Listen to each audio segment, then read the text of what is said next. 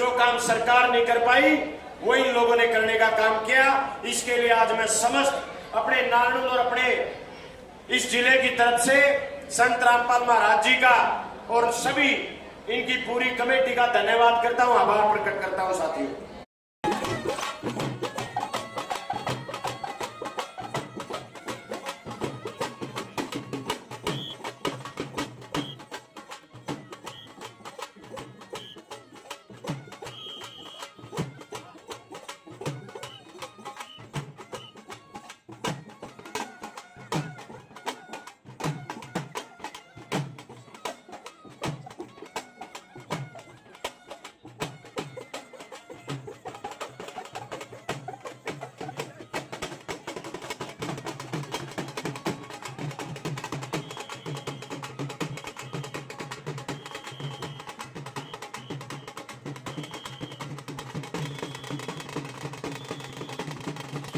सभी बड़े बुजुर्गों को, मेरे हम उम्र नौजवान साथियों को और मेरी मातृशक्ति, मेरी माताओं बहनों को, सबको मेरी ओर से राम राम। आज दो अवसर ऐसे हैं जहां मुझे भी आपके बीच में आने का अवसर मिला। भाई नरेश यादव जी को सबसे पहले तो मैं इस सफल आयोजन की बधाई देता हूं। एक थोड़े से समय के अंदर इतना शानदार आयोजन भाई ने किया और आप इतनी भारी संख्या में आप यहां पहुंचे, इसके लिए मैं भाई नरेश यादव जी का और उनकी पूरी टीम को बधाई देता हूं। साथियों, आज दो अवसर ऐसे हैं जिनके लिए हम यहां सब इकट्ठा हुए हैं। पहला अवसर ऐसा जो पिछले दिनों इस हरियाणा प्रदेश के कोने कोने में बाढ़ ने तबाही मचाई। 10-10 फुट पानी खड़ा रहा खेतों में, गांव के गांव भर गए। लेकिन दुर्भाग्य है इस प्रदेश में ऐसी सरकार है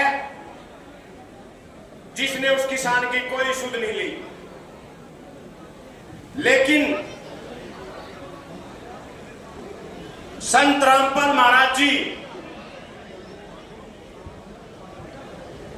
जो उस कठिन घड़ी में, उस संकट की घड़ी में, जब किसान अपनी फसल खो चुका था, मजदूर अपना घर खो चुका था,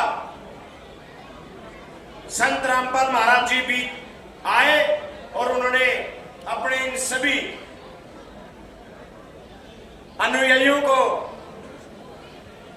अपनी इस कमेटी को आदेश दिया कि किसी किसान के खेत में पानी नहीं रहना चाहिए, किसी मजदूर के घर में पानी नहीं खड़ा रहना चाहिए।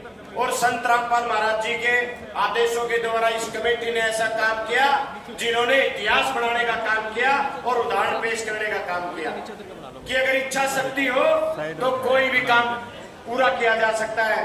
पूरे हरियाणा प्रदेश में संत रामपाल महाराज जी के आदेश से आज उनके दोनों बेटे भी यहाँ बैठे हैं।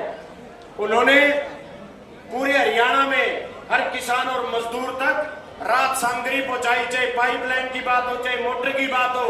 जो काम सरकार नहीं कर पाई वो इन लोगों ने करने का काम किया।